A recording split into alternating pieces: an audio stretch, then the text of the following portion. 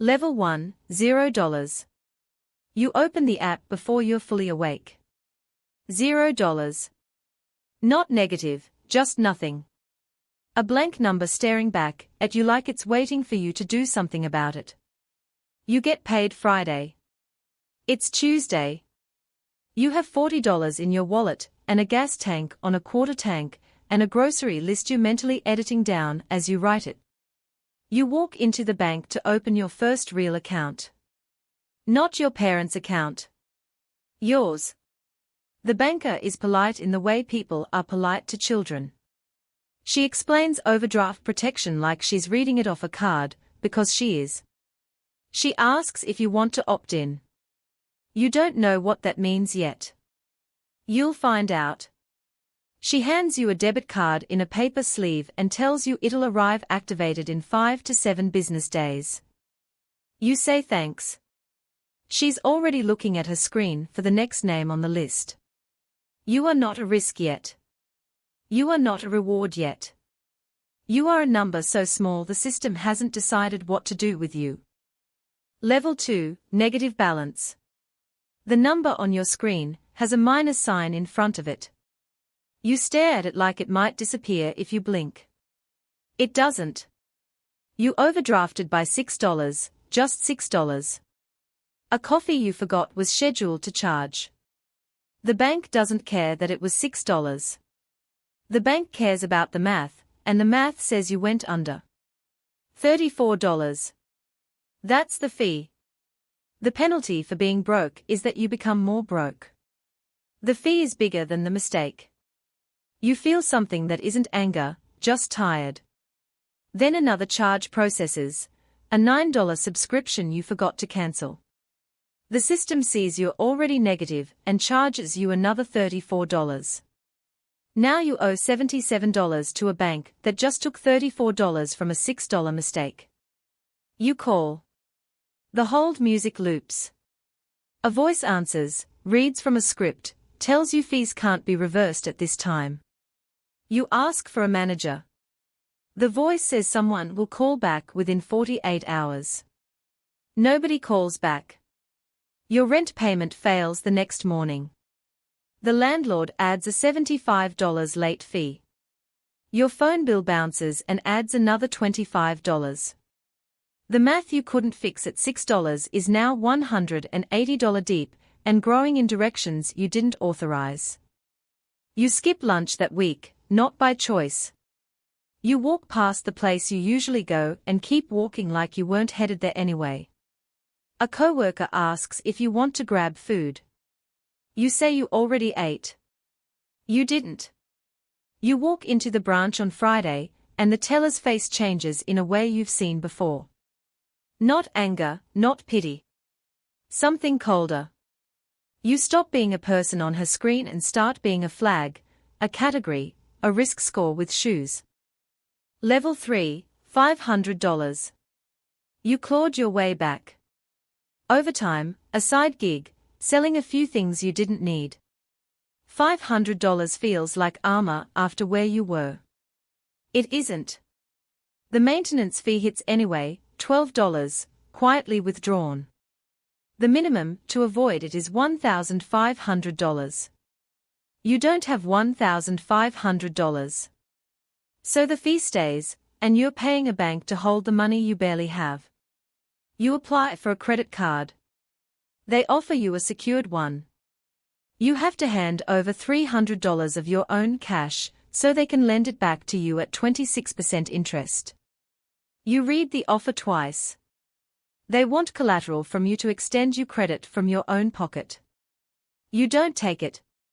Which means when your tire blows on a Tuesday, you can't put it on plastic. You take the bus to work 3 hours late. Your manager doesn't fire you. He just looks at you a little longer than usual. Level 4, $5,000. Something shifts, not in your account, in the way the bank looks at you. Your direct deposit hits every 2 weeks, $1,800 after taxes, consistent, predictable. The pattern is the only thing about you that interests the system. The maintenance fee disappears, not because you asked, because the system saw your direct deposit and waived it automatically. You check 3 times to make sure. The credit card offers start arriving, real ones, unsecured, $2,500 limits. The same institution that wouldn't approve you a year ago is now mailing you envelopes with your name printed in metallic ink. You apply. Approved in 90 seconds. The bank doesn't care who you are. The bank cares what your account looks like, and at $5,000 your account looks like something they can sell things to. You're not invisible anymore. You're not respected either. You're profitable. Level 5, $25,000. You log into the app and notice your credit limit changed. $4,000 became $9,500. You didn't ask. The bank just decided you were worth more rope. The next morning you get a call, not automated, a person. Your bank assigned you a relationship banker. He says his name twice and gives you a direct line. He asks about your goals, your timeline, your savings. The same institution that put you on hold for 40 minutes a year ago just dialed your number first thing on a Tuesday. A fee shows up on your statement, $32. You email your banker. 3 hours later, it's reversed. No form, no phone tree, just a reply that says taken care of. The same fees that drained your account for years are now optional. The system didn't change. Your tier did. Level 6, $100,000. The bank calls you a preferred client now. The word shows up on your statements, on the welcome screen, on the email signature of the man who handles your account. You didn't earn the title. The number did. Your banker becomes a real person now, a man named David who knows you have a sister in Chicago because you mentioned it once 9 months ago.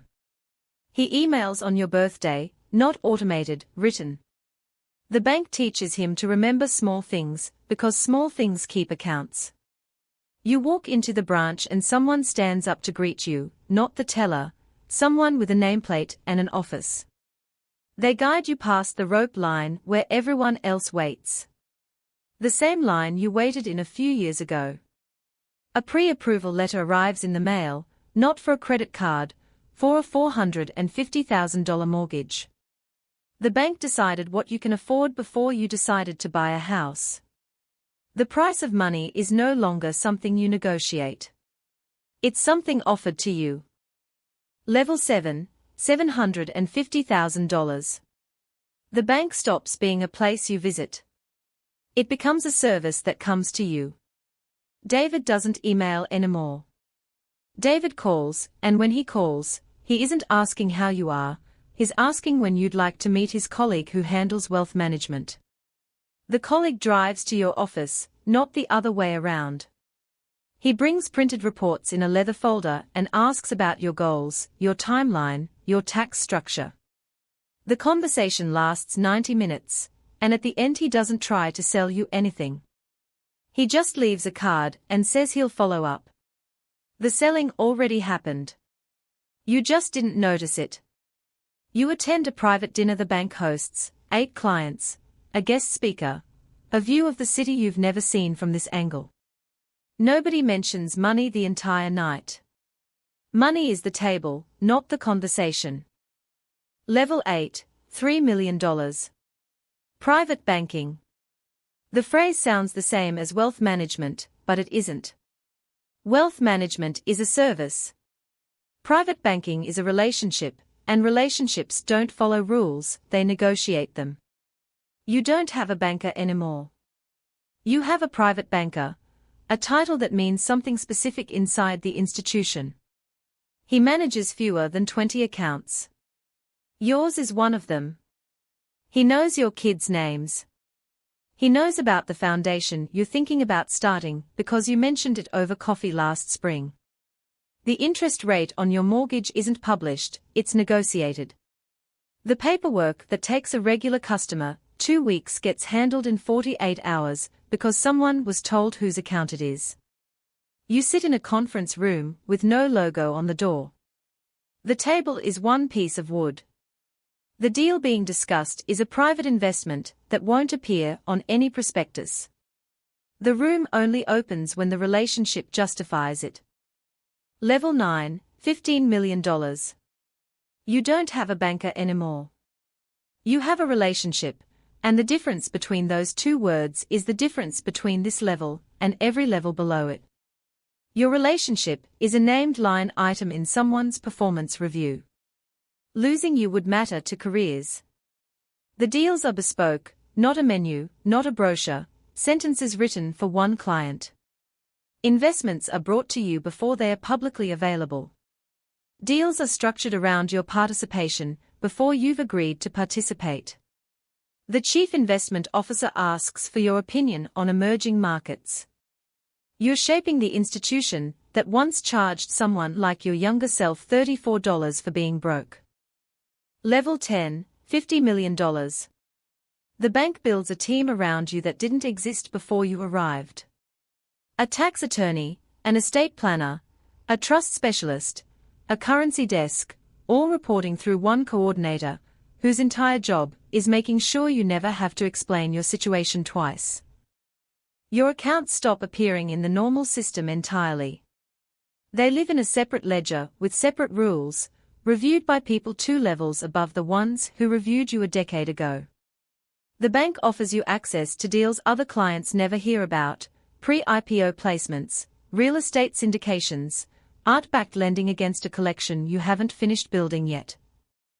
You call about a wire transfer and the person on the line already knows your itinerary, because your travel schedule was shared with the desk that morning as a courtesy. Nobody asked you if that was fine. It just happened, the way things happen for you now. Level 11, $100 million. You are no longer a client. You are a relationship the bank organizes an entire division around. A senior banker, with 3 decades of experience, does nothing but manage your family's accounts and the accounts of people like you. A client list so short it could fit in a single email. The bank flies executives to you instead of the other way around. They ask what products the next tier of clients should be offered, because your preferences quietly become the blueprint. Your foundation, your holding companies, your trusts across 4 jurisdictions all move through one office built specifically around your family's needs. The fees you once paid to avoid a $34 penalty are now negotiated line items discussed over dinner, waived before you think to ask. Somewhere right now, someone is staring at a screen with a minus sign on it. They overdrafted by $6.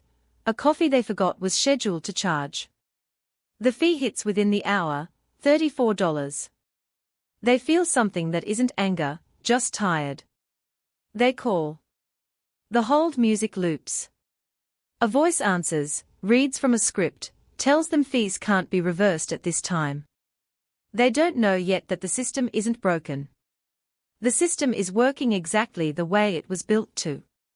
The same institution that will one day fly an executive out to ask their opinion on private markets is, right now, charging them for not having enough. You are the same person at every balance. The bank just decides who you are based on what's next to your name. The bank doesn't change at every level. The bank reveals what it always was. If you want to jump levels faster instead of waiting for the bank to notice you, there's a book that lays out the mindset shift, Kevin Trudeau's Your Wish is Your Command. Links below.